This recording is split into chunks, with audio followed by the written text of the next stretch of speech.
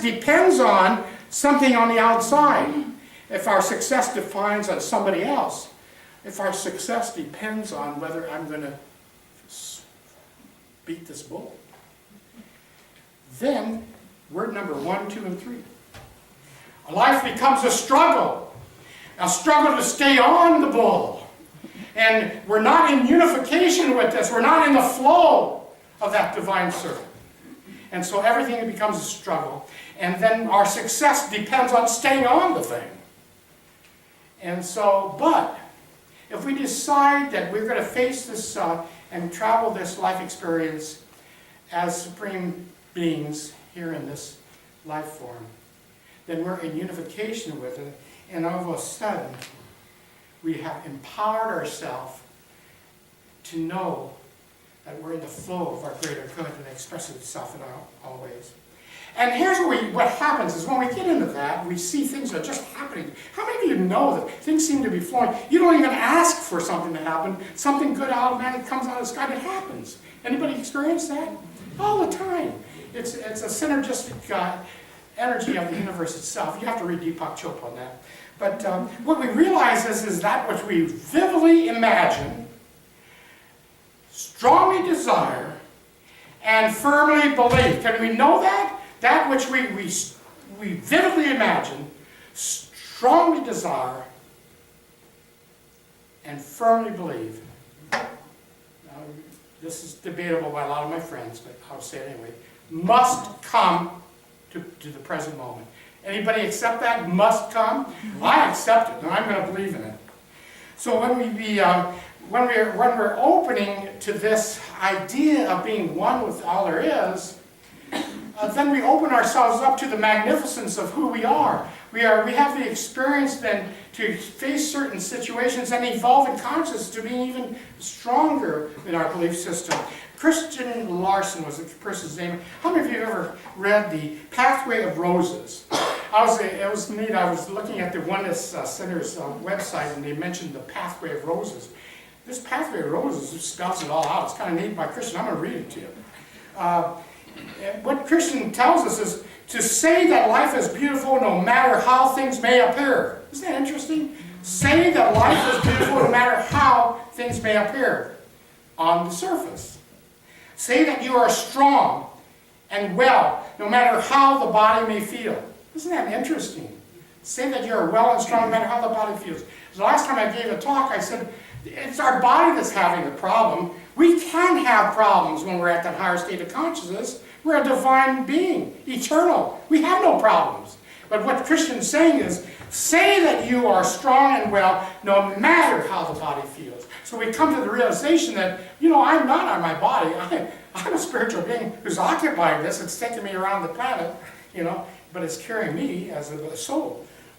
You will thus speak the truth about the true state of being. And what you say, you create. Isn't that it? What we say, we create. Say that you are well, and you create health. Say that life is divinely beautiful, and you create such a divine. Yes, the answer is yes, as Magdalene said. Yes! That which we vividly imagine, strongly believe, and firmly believe. Must come to pass. Okay, we're there. This last week we had the opportunity to visit with our daughter Anna, and she told us this little story that was pretty amazing. And it shows that this idea, once we connect in spirit to all that there is, we're in the flow. We don't even have to ask for things sometimes. It's there. We're just there. And she said that she's been teaching for high school kids in Arcata. She's been there over 17 years. But she said one day there was a notice on the board that said there's an opening in South Lake Tahoe. And she thought, wow. And she works for a corporation that has 46 charter schools, so it's a big organization. But they had this notice. And she looked at it and she said, I don't want it put in for that. He said, it may mean more money. It's an administrative and it's teaching. It may mean more money, and it's a beautiful area. However, I love Arcata. I've lived here 17 years. My friends are here, and I love my job. Why would I ever put in for it? So she threw it out. She decided not to. She's jogging. She's a jogger, and she likes to hike and do those physical things. And what happens, these people live forever, they use up all the, they use up all of our resources, the air, But she's jogging one day, and she says it's like a bolt of lightning. This is the next week. A bolt of lightning. There's a light. And she stopped jogging. She said, my God, what's happening to me? And as if she's having a stroke. And so the thing popped into her mind, put in for the job. Imagine that. I'm not putting in for that. Put in for the job, and it stuck with her. It stayed with her in her dreams that night. So the next day she called, and to see if the job was still open, and they said, of course it is. And so she put in for it, and in 2 weeks now, she's going to be taking that new job and stuff like that. Now what caused all that? Gosh, we don't really know, but we do know that when we're connected to this divine idea, that we are source. We come from a dimension of all possibilities. We are open and receptive to whatever the universe has in store for us in a moment. Then we just open ourselves up and allow, and just go with the flow. We're that teenage bull rider, aren't we? I asked Stella, I do this every year, Stella, did you make New Year's resolution this year? And she always has the same answer. She says, I will be the best that I can be. That's all. There wasn't a list of I want this, I want that, no. I plan to be the best that I can be. Yes. And that's what this is all about. It's about beingness. We say, what is the highest level of consciousness? We do this in New Thought. What is the highest level of consciousness? It's beingness. It's just showing up as the I am. It's empowering. And Joanne, your talk was amazing. It just opened the door for me. Because Joanne was talking about the conditioned mind. It always says no, and it drags us over the skillet. And basically what this is, beingness says, take that aside.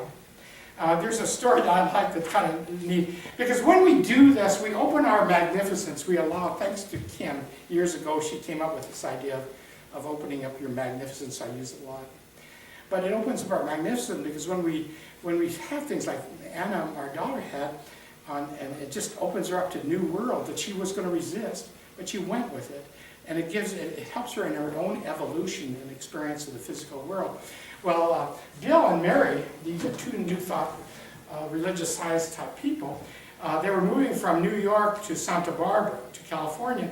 And, you know, Mary loves fish. I mean, she's a fisher. She loves fish. And they've never experienced fishing on the ocean. She has nothing to, no way, how would you do that? So they decided when they got to Santa Barbara, let's go part of this charter that takes these professional fishermen out on the lake, out on the ocean, and do some fishing. So they went and rented some tackle and gear, and they boarded this boat with several other seasoned fishermen, and they laughed at the equipment they had. The pole was not the right pole, and they just giggled to pieces. And so then Bill, her husband, says, Reverend Bill, he says, I don't think we're going to catch anything after listening to these guys. I don't even know why I'm here. You know, this is ridiculous. And Mary, being a nice wife, a good wife, now, Bill, you need to practice what you preach. If you think you're not going to catch fish, you're not going to catch fish. And to be very frank with you, I want fish. I'm tired of not having fish. I want us to experience fish. So you need to change your attitude. And you have to have faith. The fishermen are just rolling in the aisles. They're laughing. You don't catch fish with faith. What is that all about? You catch fish if you have the right tackle and you know you have the skills to catching fish. And they're all giggling and laughing and almost to the point that they were crying. So anyway, Mary said, okay, no problem. So she goes to the place where she was assigned. I don't know if you've ever been on one of those charters, but they assign you a certain place. So she goes to the railing and she's just focusing. She's visualizing. She's using the tools of the magnificent, the tools of spirit, the tools of the supreme. She's visualizing fish coming to her. Just visualizing. And she wouldn't be. Anyway, in the meantime, it's been about an hour. And the fishermen started grumbling. You know, if we take these numbskulls in here, they're poisoning the atmosphere with their non-knowledge. They don't know what they're doing, and it's making things worse for us. And she's just focusing on the thing. And all of a sudden, she gets a fish, a beautiful fish. And then another one, and then another one. And they're paying notice. So Bill goes over and says,